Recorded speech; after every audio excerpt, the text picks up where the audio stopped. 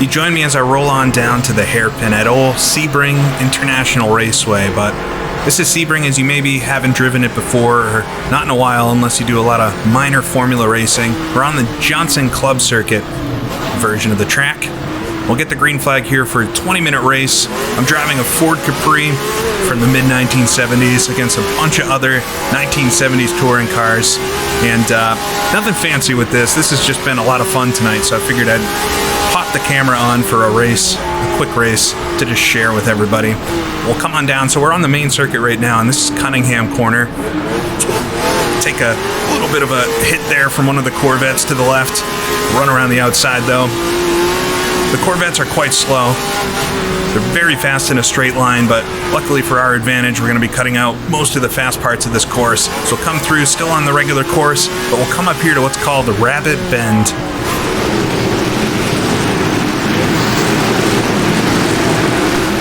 And a very bumpy section ahead here, but back onto the main circuit. So we rocket over some bumps right after turn number 2, right back into the S's. And will head us under the bend, so Kearney Bend ahead, right back to where I started the video on our outlap. Really fast circuit, lots of turning the whole time. It kind of cuts out the long straights, which are fun in an endurance race. I think the endurance circuit at Sebring is amazing, but for kind of a short, fun race, can sometimes be a little too much, so make a little more contact. Sometimes that full course with the very long straightaways, just not quite snappy enough for a 20-minute race. But Sebring is great, and this is the official version of Sebring for rFactor 2. Modern version, of course. But it is one of the best tracks, I think, in the sim because of the surface model. rFactor 2 has amazing surface model, the physics model in general, and so when you get a track like this with the good surface model, is that Porsche RSR slides up the inside, I'll follow him through, a little two-wheel on the curbs. Gonna swap paint with every car on my way to the front. Pass all the Corvettes.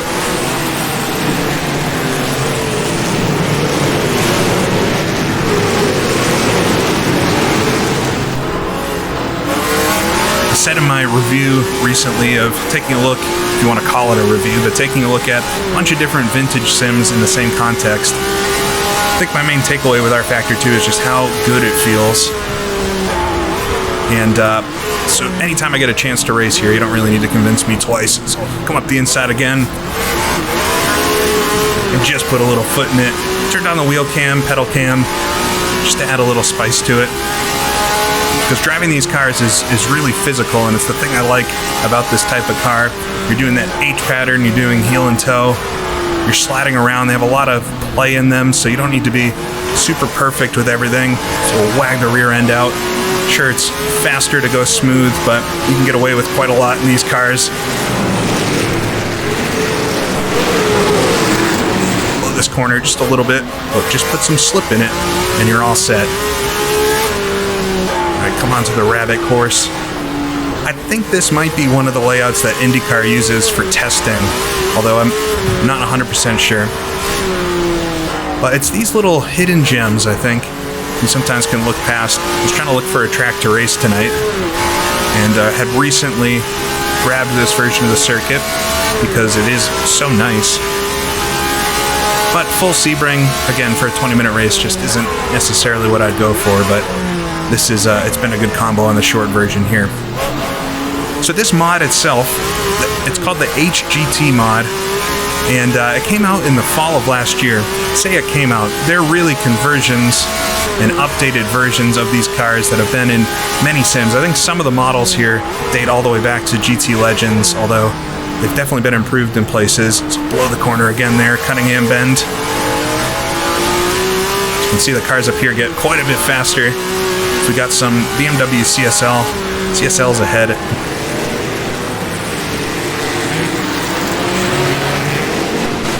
But it's a conversion, updated versions of these cars. I think it's kind of incredible that it's been this many years that these have been available in some kind of official way or through a mod. I'm sure some folks have privately converted some over the years, but great set of cars. Some of my favorite cars from GT Legends. And I've done a video with Power and Glory in the past where I raced this exact car, the Ford Capri. It is, I think, my favorite of the set, although it's dangerous to claim one as your favorite because I tend to bounce around between the Porsche, the BMW CSL, and this car. Corvette, not as much my type of thing. It is fun. I have done a race with that one before as well, too, in GTR 2. So these cars are in a bunch of sims. Why would you race them in rFactor 2? You gotta like rFactor 2 a lot, but the physics are good, and it's just a fun sim to race in, so why not race a great set of cars in it?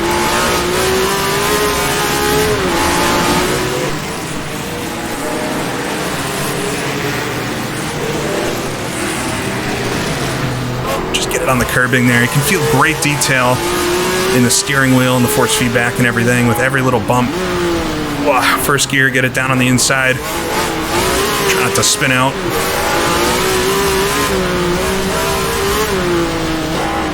I'm using the Fanatec CSL DD wheel, which I got not too long ago.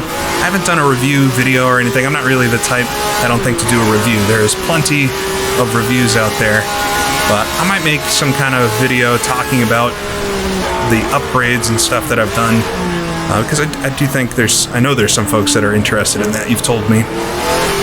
But maybe using them with older sims or really what the upgrade feels like. I didn't want to do some kind of review a week after I got the thing because I don't even know what it does yet, but very much getting up to speed with it and enjoy it quite a lot. It just feels so much more robust, I think, is my main takeaway so far. It feels like it would be really hard to break it, whereas prior wheels that I've had, they're more made out of plastic and things, and although I never actually had any issues with breaking my G27 or the CSL that I had before, it certainly felt like I could have broken them if I was a little too rough on them. So that's the main takeaway I've had thus far, but certainly the force feedback, and especially on a track like this with so many bumps and things, it is quite nice. I think brings out some of the best qualities of these steering wheels. But using the Fanatec Classic, I think it's called the Classic rim, I'll put a link to it, but it's from them. I've got a third party, just little fake MoMA horn button, which is just for fun. But it's a really, really nice combination. I like the simple thing with no buttons or anything on the wheel.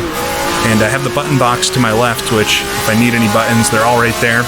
You might not be able to see it too well with the microphone in the way, but having a button box is quite nice, especially if you're going to be changing wheels and things a lot, and especially if your wheels don't have buttons. But I always map the buttons to the same things no matter the sim I'm in, so it's pretty easy to learn where all the controls are. And it doesn't matter what sim I'm in or what cars I'm racing, what steering wheels I have on. Everything is always set up the same way, more or less. All right, I've fallen back off this pack in front just a little bit. These two are quite quick. Got the AI set. You won't believe this. They're only set to 86%, I think, maybe 87%. They're very fast with these cars, which is awesome to see. You want that headroom. You find a lot of mods, or especially with AI, you need to set them very fast. And sometimes it makes the AI drive worse, because they're really pushing the cars much more than maybe the line is programmed to do. I have no idea, but only on 87%, I'm barely keeping up.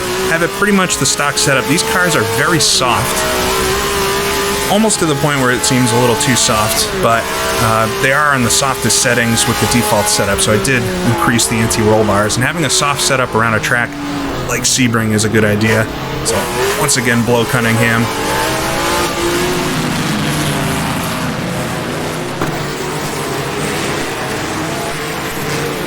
But you don't want a very stiff car around Sebring, and I think that's one of the reasons I don't enjoy this track in modern cars too much, especially anything with downforce. It's more of a chore. I know some folks like that challenge, but it's a little more of a chore than fun. Otherwise, I'll dip it on the dirt there. More of a chore than fun with a modern car with downforce and super stiff suspensions. But give me an older car like this that's very soft and racy, and it's one of the funnest tracks to race on, most fun tracks to race. Even on a modern version like this, it definitely has not lost its character, old Sebring. I dread the day they have to repave it, whenever that comes.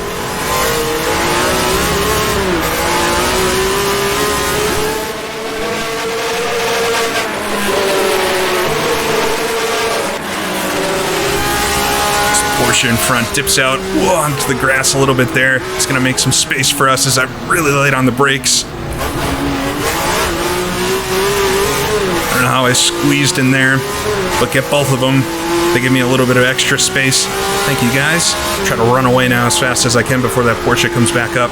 The Porsches are very quick. So with this set of cars, it says in the release notes, they really come as 4 separate cars. So if you only want one of them, I guess you do not need to download all 4. But over on the ISR forums, and they said they're created by Unknown, which I don't know if Unknown is the creator's name or it's not known who the creator is. But like I said, fairly certain these are all been converted a bunch over the years. But definitely improvements done to make them fit into rFactor 2. And quite easy to install, just a few packages to download and do it that way. But there are 4 separate cars, and then they've been BOP'd a bit to make them fit into a class together. But you can tell some of the cars are a little bit better than the others. The Corvette around here is obviously the slowest, and the Porsches, I think, are the quickest. I'm surprised there's one with me out back here. We're only up to 14th out of 26 that I had start. I think you could easily have over 40 cars if you wanted. I felt like that might be a little extreme for a track this small, so we'll get really loose there. Trying to stay in front of old green Porsche here. So we'll catch up to a bunch of other Capris. Such a good looking car. I absolutely love this car and what it looks like. I've been a bit into all of the kind of Group 5, 70s into the 80s era sports cars and stuff lately. And I think with the release of the Nürburgring and AMS2, was just racing a whole bunch around there. Obviously did the Formula cars in a video, and then I transitioned quite quickly to Porsche. There's been a conversion of a Group 5 mod for AMS2 that I tooled around with a bit. Would love to show that one off, but the AI are just a little weird on some tracks, so hopefully that can get fixed at some point, because that is a great set of cars. There's also a Group 5 mod that I haven't tried yet for AMS1.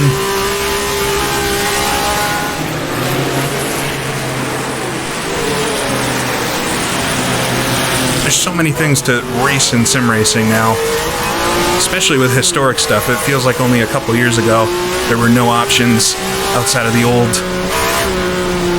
steadfast sims, Grand Prix Legends and things, but now in every sim there's some cars and things to race, and I can't keep up. Right, we'll come into Rabbit Bend though, down to first. We'll ask for the space nicely. Get on the throttle, rear end kicks out a little bit. It's just so controllable. It might look like it's a little bit all over the place, and I could certainly smoothen up a bit to speed up my general pace. But even when you get into trouble a little bit, it's very controllable. It's a lot of fun. It can be a bit tricky to get a hang of an older style car at first. I know just in having talked to some folks, some of you all, if you're not super into the vintage racing cars, we've only raced modern Formula cars and things. At first, I know it can be tricky to drive some of the older cars, but if you stick with it, a lot of them end up driving very similarly, or you'll pick up some of those skills you need to drive those cars that'll click one day, and then you can pretty easily jump between lots of different kinds of cars and experience them and have fun with them. So I would say just pick whatever you're most interested in and really sit and try to spend a couple weeks with it, try to learn it and how it works. Join a league or something that drives the kind of cars you want to be able to drive, and use that as an excuse to practice them, as I'll slide up the inside of that Capri there. Seems like going into Rabbit Corner is a good place to pass. All right, well, we're coming down already into the final 5 minutes or so, 6 minutes to go through Jimmy's Corner here. All the way up the gears. Sounds are a little bug-like, but not too bad. The cars all do sound different, which is good. The Corvette's got a big little growl, which you may have heard, but from onboard it definitely does. The BMW definitely sounds the most insect-like, but to be honest, I don't know the exact sounds of these cars, just from what I've heard in other sims. But serviceable, definitely.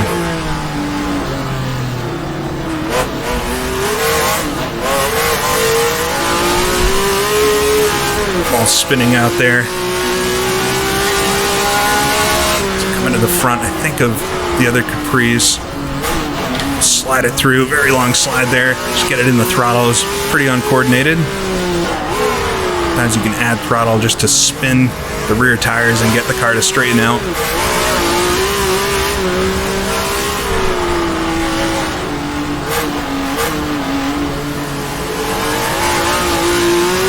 Definitely make me put in the work to catch this Capri in front. I don't know if I can see. I think I might have seen a couple BMWs way up the road, but they're going to be harder to catch there.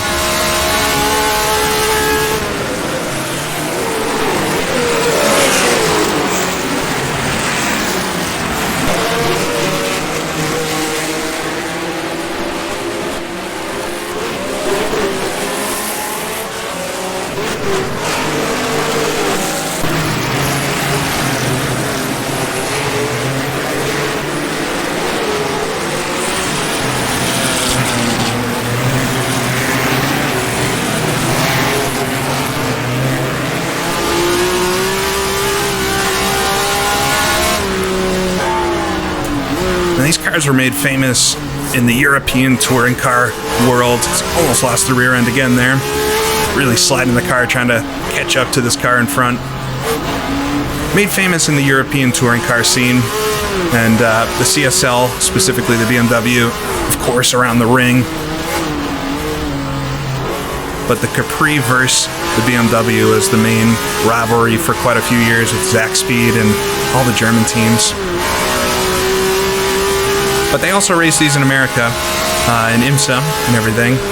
So we could have raced them around Sebring. I'm sure they did, actually, in the 12-hour. So it's a very fitting place for these cars. A lot of good tracks in rFactor, too, to race these around if you don't mind racing on modern circuits. But when the modern circuits look this good and feel this good, it's hard to have any dislike for it. Off the curb there. I think it's when the tracks get super sanitized and have a lot of chicanes and things that I'm not super into them. But Sebring definitely has not lost a lot of its character over the years. All right, very close to this Capri now, so we'll try not to bottle it all up there. A little late on the throttle. He brakes quite early though.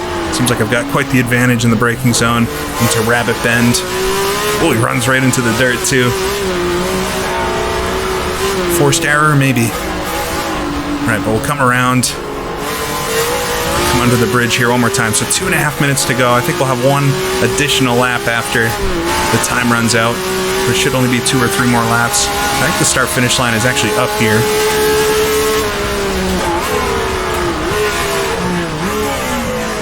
In the first gear then, nice and easily towards the inside.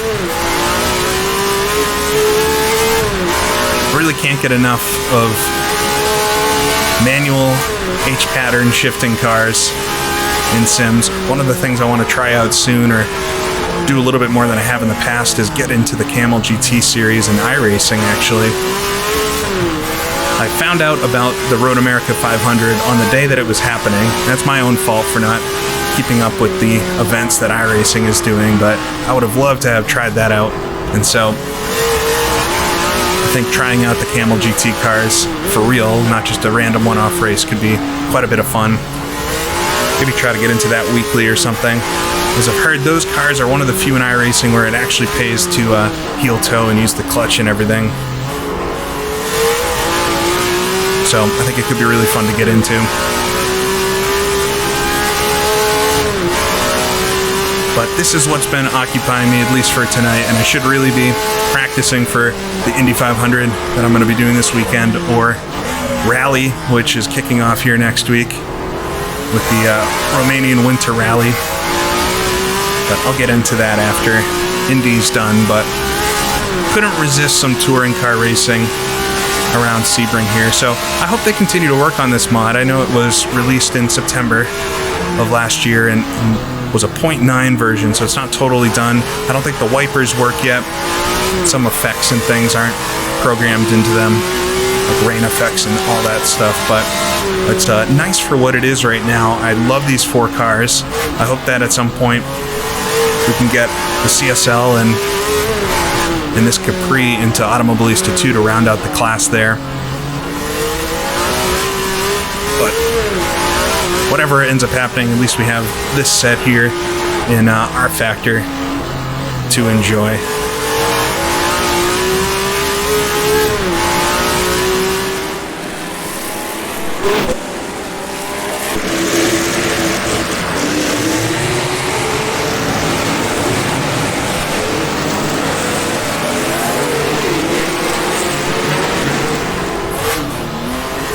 Almost lose it coming through the hairpin. I think coming to the liner, I might have one more lap to go. I believe the start-finish line would be right up here.